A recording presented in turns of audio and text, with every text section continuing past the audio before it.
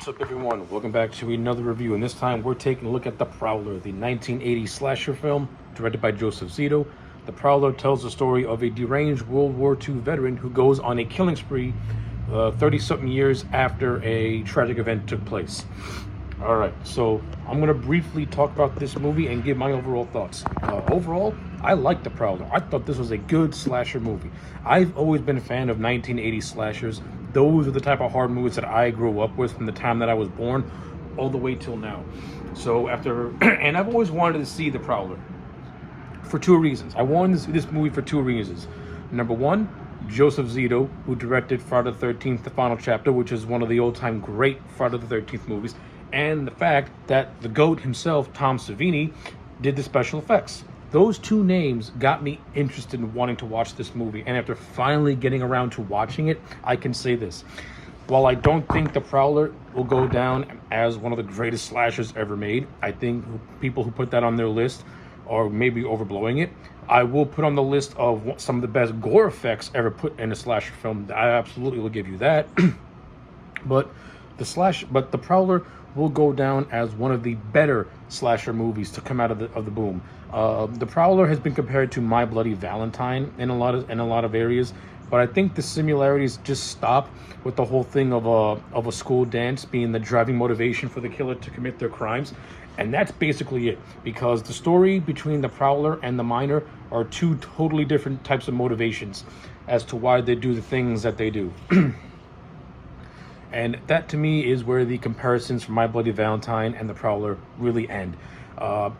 This movie, The Prowler tries to be something a little bit different by going in the direction of a crazed World War II veteran committing crimes. And I kind of like that aspect. It gives it a whole uniqueness, and it gives the villain a unique look. Like he's wearing army clothes and carrying around bayonets and stuff like that. So the Prowler has a distinct look, and he has a distinct set of weaponry that he uses. And you do get a little sense of him using his army training to scout his victims here and there. I think the movie could have been a little bit better if the Prowler used more of his army training to do his stalking. I think it would have made him feel that much more of a threat and that much more difficult to defeat. But that's just my overall opinion on the villain himself. Aside from a minor nitpick, I think the Prowler as a villain, it's unique. I like it, and I think his overall. And we don't really get a whole lot into the Prowler's backstory. I mean, we get the opening, which takes place in 1945, and it pretty much sets the groundwork for what's to come. This couple are killed on Lover's Lane, and the woman of the couple, named Rosemary, had wrote a breakup letter to her boyfriend who was coming back from war. So now, flash forward 30-something years later, this dance is being brought back to this small town by these kids, and that's where chaos ensues. And pretty much from there, the body count commences, and the killer does his thing, and we get our little Scooby-Doo mystery with a lot of investigation and stuff like that, until we get to the overall climax, which takes place at this former army major's house named Major Crantham, played by Lawrence Tierney. For those who don't know, Lawrence Tierney played Joe in Quentin Tarantino's Reservoir Dogs. He's the guy who assembles the Reservoir Dogs himself. So a little fun trivia. Oh, before I go on, how do you have Lawrence Tierney in your movie and do absolutely nothing with his character? Like, the character of Major Crantham, I think is totally underutilized. The movie creates the picture of him being the father of Rosemary, the girl who was killed in the 1940s, and that's about it. Like, you don't see Lawrence Tierney. He has two brief scenes in this entire movie, and if you sneeze, you'll miss both of them. The only real scene he has is when the final girl named Pam is running away from the Prowler, and Major Crantham grabs her by the arm while in a wheelchair as she's trying to run away, and that's the last time you see of him. How do you have Lawrence Tierney in this movie and not have him have some sort of monologue or dialogue with these characters?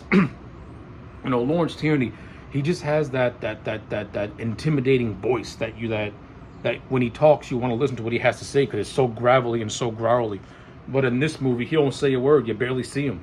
The underutilization of Lawrence Tierney is a big point, is a big takeaway, is a big strike I have against this movie, amongst the small things, amongst other small things that I have with this movie. But that's a big one.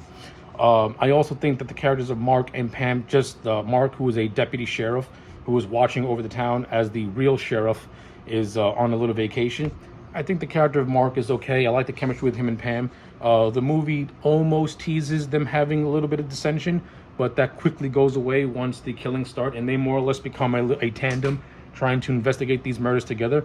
I thought Mark and Pam were likable to an extent. I didn't mind them at all. They were pretty good. I think some of Pam's friends can be hit and miss, especially this one friend who starts to hit on Pam's boyfriend, and the movie sets up that it could be something going on there, but luckily they kind of go away from that because I think a forced love triangle would have brought the movie down. It wouldn't have really been interesting to me. But I think the movie's strongest suit is Mark and Pam doing their investigations together. So I like that. That was good stuff. And like I said, some of the side characters are hit and miss. There's this one side character named Otis who we see at near the beginning of the movie, and then he comes back towards the end of the movie where he saves Pam from the Prowler, only to be shot dead. Otis is a dim-witted character who has maybe 2 scenes, and you forget that he's in the movie, and when he pops up out of nowhere, you're like, where the hell did you come from? So yeah, I mean, when it comes to this movie, we don't care about side characters, we don't care about story, we care about the kills, we care about the special effects. And this is where this movie shines, and this is where Joe Zito and Tom Savini really show their prowess. The special effects in this movie are phenomenal. And again, all the credit goes to Tom Savini, the special effects wizard of this era. This man's effects in this movie are graphic, they're gory, and they're a hell of a lot of fun.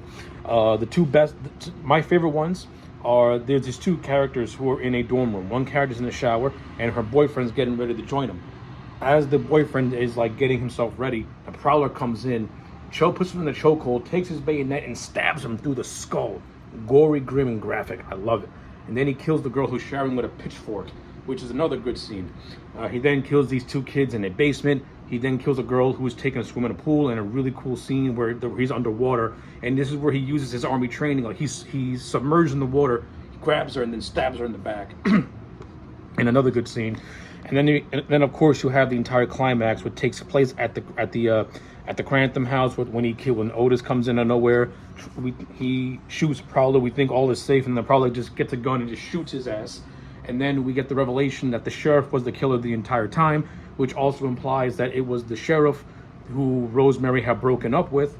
And while he and Pam are struggling, Pam takes a shotgun and more or less blows his head off in a fantastic climax. So yeah, the special effects in this movie, you can't hate them. They're fantastic and they're absolutely awesome.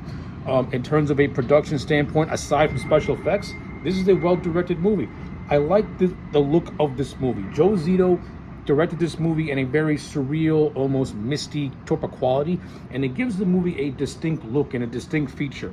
It almost plays out as if you're watching someone's dream take place, and I like it. It gives the movie a unique feel, an almost surrealistic, dreamlike feel to it, and I really like it a lot.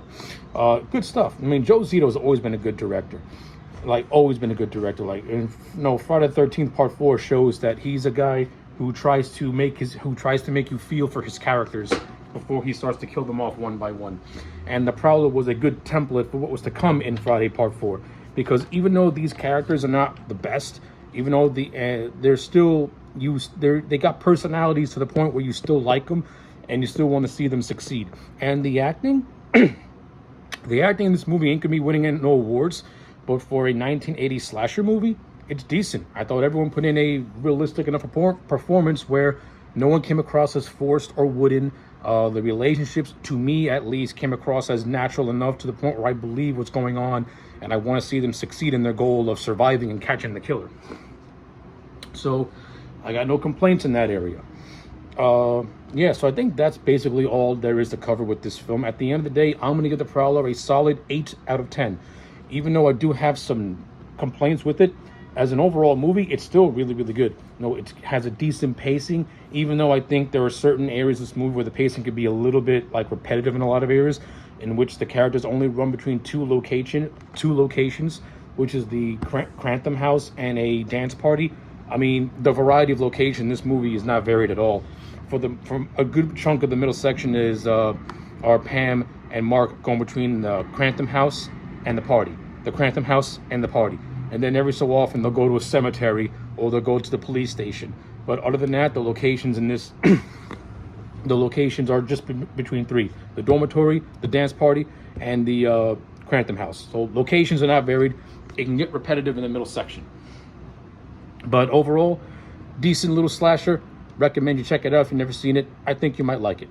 So yeah, those are my thoughts on The Prowler. Let me know yours in the comment sections down below. Like the video and subscribe, and I'll check you back next time for more.